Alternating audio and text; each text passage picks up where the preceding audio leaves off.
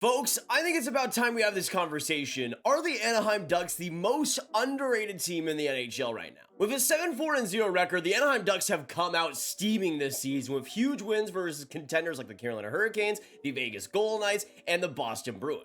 They're currently on a 6-game winning streak and in that first wild card spot in the Western Conference, like we all predicted, right? But is this Anaheim Ducks team legit? Are they a team that will make the playoffs this year? And how nasty have they been so far to start out this season? Well, make sure you watch till the end as we dive deep into this team to see what happens next. And hit that subscribe button if you're new for more hockey content and breakdowns just like this all throughout the year. Now, with this Anaheim Ducks squad, it's quite interesting because I wasn't really all too high on them. I definitely saw them being much better than last year, but a team full of babies could be better than last year's team. I saw them marginally improving, but still being more in the bottom of the Pacific Division. But so far, this Anaheim Ducks team is proving me wrong in so many ways, and it's been so much fun to watch, folks. Take this game, for example, last night versus the Vegas Golden Knights. It was an insane matchup. Now, early on in the game, it really wasn't going Anaheim's way. You can see on this play, turnover in the defensive zone by Vegas. They come up. Jackson, the comedy there on the right, just gets absolutely turnstiled, and the Vegas Golden Knights make it 1-0. This goal was especially brutal. In the second period, 4-on-4 here for both teams. Vegas clearing the zone, and Jack Eichel just goes rolling. You can see he comes in. Nobody's in the area of Jack Eichel. McTavish has to come in, but Eichel, what a shot. I mean, dude, this thing was a straight laser to make it 2-0. But a turning point here, really late in the second period, the Knights get called here for interference on this play, so the Ducks would have a pretty good, sizable amount of power play time to start the third. Now, midway through this power play for the Ducks, Trevor Zegras comes in on this right side, makes a really weird judgment play to Mintyukov, and Eichel is able to intercept this puck. Now, Mintyukov can't handle the pressure. Jack Eichel ends up getting a breakaway, but coming in, John Gibson, humongous save on the power play. Now we go super late on this power play, 15 seconds left. Golden Knights have the puck, but they give it straight away. Vatrano gets it back to Fowler at the point. Little shot, and then ricochet. Adam Henrique cuts the lead to 1, and now Anaheim's right back in it. They were scraping and clawing, man, getting high danger chances all throughout this game, but we're finally able to beat Vegas, finally able to get one on the board. And then this shift with the tying goal was just absolutely chaotic. With 9 minutes to go in the third, it's right at the point. The Anaheim Ducks are cycling it. It goes between a few guys. Jack Eichel ends up getting the turnover here, but look at the chaos created by Anaheim. Somehow it works out. Jack Eichel mishandles it, and here comes a pass right to Sam Carrick in front of the net, and it's 2-2. And the Honda Center is going absolutely nuts, as they should. What a goal. But the Ducks keep on coming. A few huge saves by John Gibson in the third. Still tied 2-2 with 3:44 to go. And here comes Elliotte,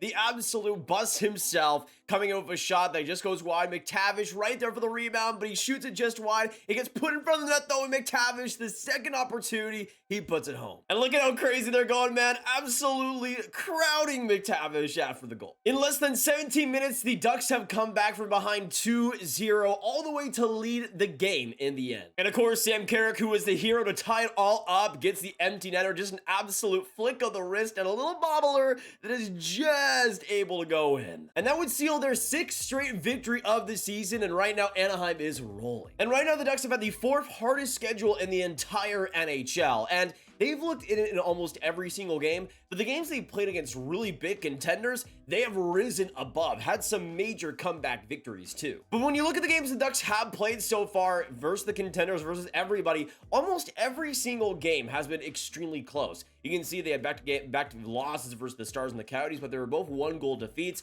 and they've been almost in every single game here, right to the very end, battling every single period, which is a far cry from what this team was last year. They would get beat so easily and would just coast to rough losses, horrible defensive efforts. This team does not give up, and it's been apparent throughout this whole season so far. And you can see the point scoring so far of Anaheim, and it's been really interesting to watch. Mason McTavish coming here first place, 13 points in 11 games. He was really underrated and really quite solid in his rookie season last year, and to me, McTavish was due for another big jump. He has had a jump of a lifetime, though, is having a career year already. That clutch factor of McTavish has been huge, but he's been making really smart plays almost every single game. You can see the maturity getting better and better at the NHL level, and that's been great to see. His defensive game getting better as well. This is a player that's just making making these tiny adjustments that has led to a lot more success this season for both him and his team. And you can see it's not really a lot of pure power play production either. 10 of his 13 points have been at even strength, and that's pretty fantastic too. This is the entire NHL rated on pure even strength points, and you can see McTavish right now 6th in the entire NHL with 10,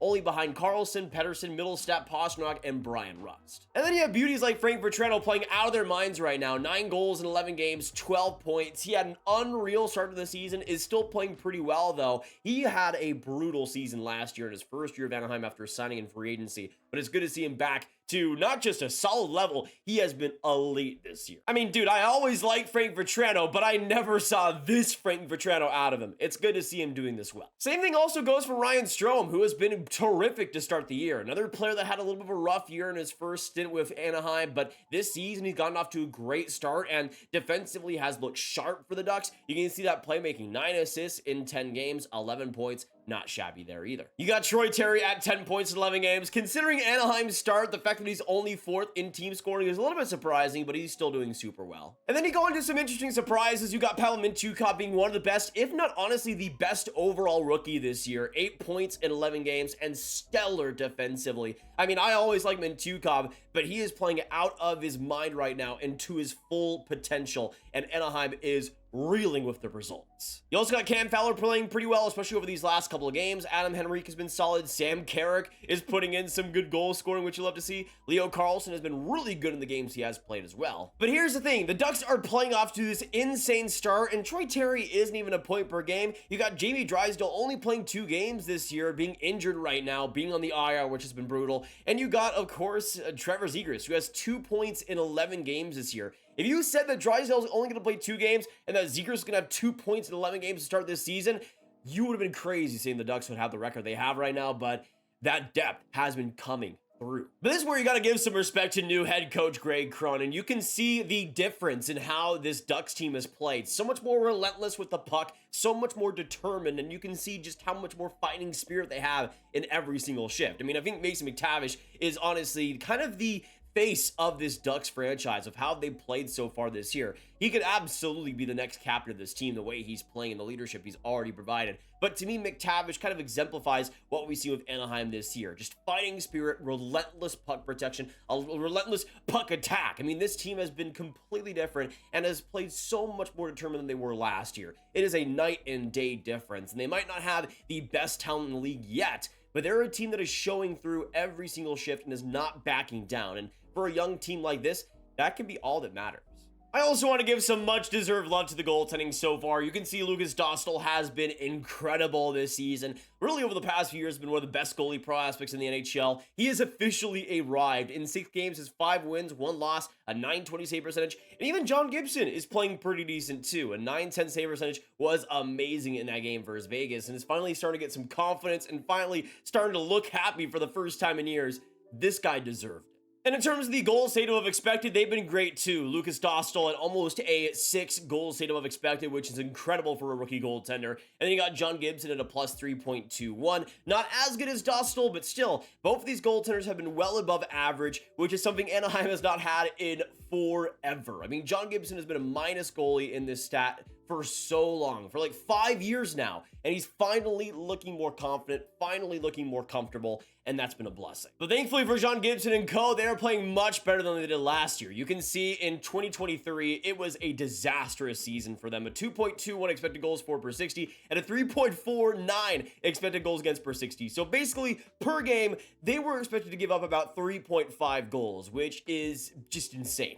Just absolutely horrible. And you can see the Ducks this year, a much bigger improvement in the defensive game, now allowing 2.7 goals against per 60, which isn't amazing, but it's a lot better than it was. And the goal scoring as well, getting a subtle improvement too. This Ducks team just improving in a lot of different ways after last year. And of course, last season was disastrous, but for Anaheim, these are improvements that were necessary to happen. But I love this stat. The goals scored in third periods this year, and so far Anaheim is tied with the Vegas Golden Knights for second place in the entire NHL, only behind Detroit with 19 goals in the third period. That has been a stellar part of how many comebacks they've had. I mean, they've been down a couple of times, but have gotten right back in the thick of things almost every time. I also just wanted to highlight this as well. This is last year's stats, last year's teams, and among all 32 NHL teams last year, they were second to last in hits with 1,200. And in terms of block shots last year, they were 19th with 1,201, also not the best. But when we talk about that relentlessness with the puck and getting more involved with the play with every single player on that roster, you can see Anaheim right now 7th in hits in the NHL this season with 212, and that's without Alex Killorn throughout a majority of the games so far this year.